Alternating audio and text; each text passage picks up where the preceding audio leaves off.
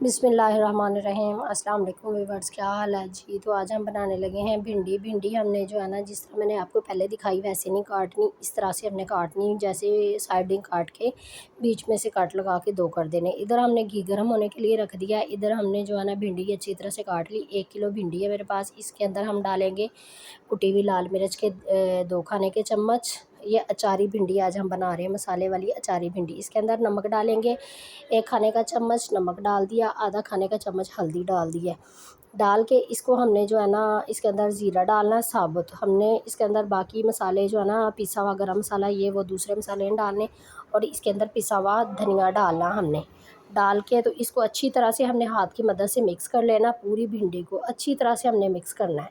Mix करके इधर हमारा घी जो है ना गर्म हो रहा है। घी जो है ना बहुत ज़्यादा हमने गर्म नहीं रखना, नीम गर्म घी में हमने भिंडी डालनी, ताकि हमारे मसाले जो है ना वो जल ना जाए।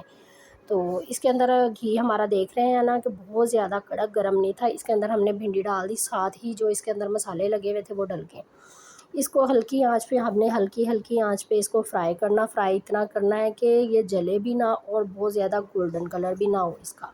इसको हमने अच्छी तरह से हिलाते भी जाना है। चम्मच हमने सीधा वाला लेना, हमने सालन वाला दूसरा चम्मच जो होता है वो नहीं लेना। सीधा वाले चम्मच की मदद से हमने जो है ना इसको हिलाते जाना, ताकि इसके बीज वगैरह ना निकले और ये ना टूटे ना। इसको हमने इतना फ्राई कर लेना कि इसका जो है ना बहुत अच्छी तरीके से जो है ना फ्राई भी हो जाए और कच्चापन भी ख़त्म हो जाए। अब मैंने इसके अंदर डाला पिसा हुआ धनिया जो है ना भर के 1 चम्मच, इसको डाल दिया। डाल के इसको भी हमने मिक्स कर लेना। मिक्स करके तो इसको हमने भुनाई जब तक हो रही है, इसके लिए हमने अचारी मसाले जो बनाने हैं, अचार के मसाले तैयार करेंगे। इसके अंदर 1 खाने का चम्मच मैंने डाली है मेथी दाना, हल्दी डालूँगी, सौंफ डाली, कलवंजी डाली। इनको मैंने लेके तो पीस लेना। इधर हमारी जो है भिंडी वो फ्राई हो रही है बहुत अच्छे से, और प्याज भी हमने काट लिया है।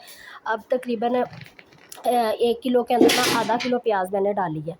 1 किलो के अंदर आधा किलो प्याज मैंने डाल दिया। प्याज डाल के तो मैंने इसको जो है ना अच्छी तरह से इसको भी सौते कर लेना। हमने इसको जो है ना बहुत ज़्यादा वो नहीं करना, फ्राई नहीं करना, इसको सौते कर लेना। साथ सौते करके इसके अंदर ऊपर से जो है ना टमाटर कटे हुए और हरी मिर्च वो डाल देंगे।